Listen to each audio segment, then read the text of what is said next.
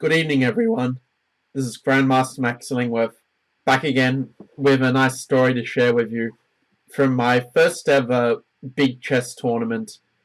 This one was from the 2002 Australian Junior Championships under 12 division. And this wasn't just my first Australian Junior Championships, but this was actually my first sort of really serious tournament I'd played. Where I had played a couple of fun sort of tournaments at a library and at a local junior chess club, and I'd even played in this giant sort of tin shed in Lidcombe in New South Wales Junior Chess League tournament. But this was the first time that I'd played in a tournament of this stature, and to give an idea of my playing strength, I was on the junior ratings. I was rated about 450, which on say FIDE ratings would probably about 800, USCF ratings maybe 900 or so. So I was obviously relatively new to chess. I'd been playing for I think 2.5 years, but mostly on quite a casual basis. And yeah, I was 9 years old and really excited for this game. And anyway, this is the story I want to share. Actually, it was quite funny looking back. So basically, in the first round, I was playing another junior named Ben Harris, who was sort of one of the other quite strong juniors at that time in the under 12 division. And at that time, actually, he was quite a bit stronger than me. It was quite funny that actually before the game, I saw this newspaper clipping of him in, I think, winning some school tournament or some trophy or something that his dad showed me before the game. And it's funny because my mum thought they'd put me off my game, but to be honest, I don't think I really cared at that time. I just said have fun and just sort of enjoy the game. I think Ben would have won whether he'd showed me or not. I think it would have made a difference. Anyway, while I've been talking about this fun little story, you might be thinking, well, in this position, what should Black play against White's move Knight C3? Because this Veresov opening is a little bit tricky. And in the game, I sort of hadn't really seen it before, but I did see an opportunity to transpose to another opening I'd heard of, where I played this move d6 and decided to transpose to the Pirt's defense, or people often say a Perk defense, because it's sort of easier to say in Western culture, let's say. But instead of transposing to the Pirt's, it would have been better for me to play the move d5. And then if White plays bishop g5, then if you want to play aggressively, then playing c5 and playing to pressure their center works quite well. Otherwise, a more solid option is to go knight d7 and maybe wait a bit later before breaking with c5 in the late opening. So the game continued d6, e4, g6. And my opponent went for a very aggressive sub from the outset with bishop to c4. Probably a more accurate version of what he played is to play f4 and then knight to f3, so that, say, if castles, then White can play e5 and kind of get a better version of the attack he got in the game. Instead, he played bishop c4, bishop g7.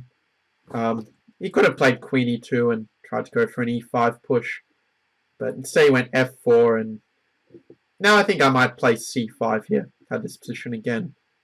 But decided to complete my home for my king. It's a concept I learned from Sarah Wan's book, Winning Chess Openings, which I read more than once as an 8 to 9-year-old.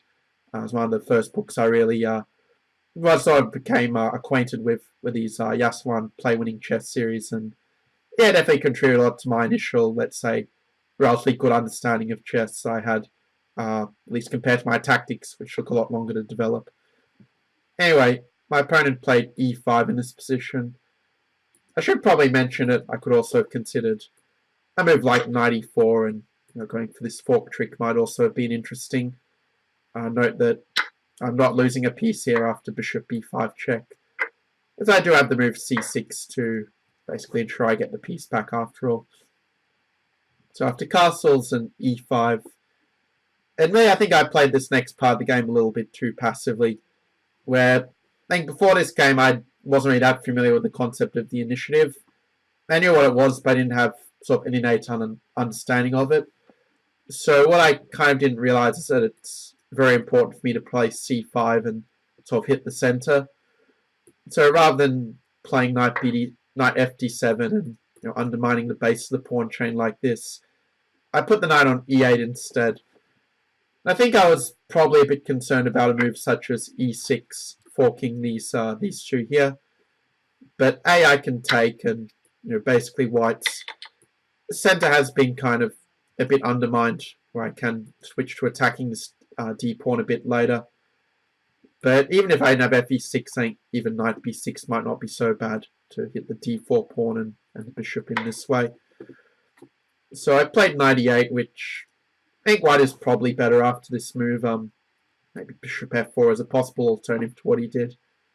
We played knight to f3, and I mean, the problem for black here is that when you play the perk defense, you really need to basically destroy their center in some way.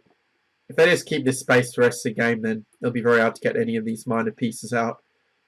So rather than c6, a much better move for me would have been to play c5, and it might seem like a pawn sacrifice, but it's only a temporary one. It's after takes, and say knight takes d4. His e-pawn is, I think, sufficiently weak that black will get the pawn back. I was thinking knight d7 is one idea to attack these pawns, but that might get here a move like e6, which could perhaps be slightly annoying, or even just bishop f4. So maybe it's more precise to start with bishop g4 and then play knight d7 in order to sort of put a maximum pressure on this this e5 pawn, as it were. I mean, black isn't really able to keep, or rather white's not really able to keep this pawn, as bishop f4 may run into, say, knight c6, and I think black will be doing quite well in such a position in general. So instead we had c6 and castles and knight to d7, and yeah, after bishop g5 it's just very hard for black to break free, where, I mean, now it might be a bit late to play c5, and you can sort of take it, and I use the pin on my queen as such. And to white's credit, actually played pretty well in the rest of this game, where after b5 and bishop b3, king h8, I sort of had the idea of trying to undermine his center. It's probably the best idea at this point, but it's just a little bit too slow because of the fact he didn't really hit his center in time. So white's been able to really enjoy his space of angle for a while. So after f6, okay, where do you think the white bishop should go in this position? That's right, bishop h6 was, I think, the best move here. Kind of using the pressure on this bishop to defend his pawn. So after fe5, he played bishop takes g7, knight takes g7. After d takes e5, it might initially seem that black has a little tactic in this position, but it actually doesn't really work, because if you play knight takes e5, would either mean queen takes with a knight f3 intermediate check before taking on back on d8. Well, a nice queen sack, knight takes e5. And the point is that black can't take this queen.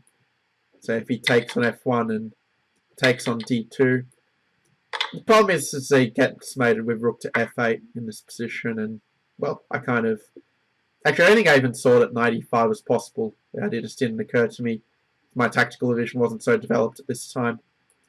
But instead, I sort of tried to do the positional thing and exchange pieces when down space.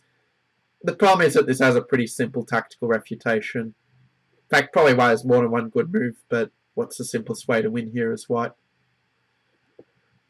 So well done if you spotted the next two moves of queen takes d8, rook takes d8, and now knight g5 is simply threatening a monster fork on f7, to which black doesn't really have a great defense, because even if you move the rook, you're still going run into a discovered attack and then on f7 against the king on g8. So here I made a blunder, although by this stage it doesn't really matter, I think. I played rook d2, and yeah, that does allow an immediate rook f8 mate. But my opponent decided to toy a little bit and throw in knight f7 and play a couple of checks first. And only then did he play the rook f8 checkmate.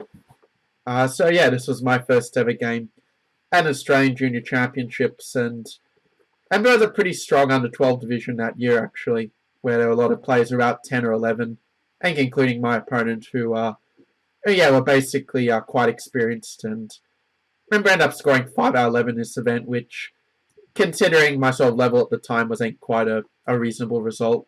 I did manage to beat one higher rated player, which was a really nice feeling. Because I remember I got to use a really nice trick that my coach for the tournament and my coach at that time, John Paul Wallace, showed me, where some trick in the Caracan where I think I went for this Harry the H pawn attack. So maybe I can show that to you another time. So yeah, I hope you found this video interesting and instructive. I think we can sort of see the importance of kind of hitting back in the center when we have a space disadvantage. Because if we don't, then you sort of get squashed like what happened to me in this game. So thanks again for watching. If you really like my content, then feel free to subscribe, and I'll see you on the next video.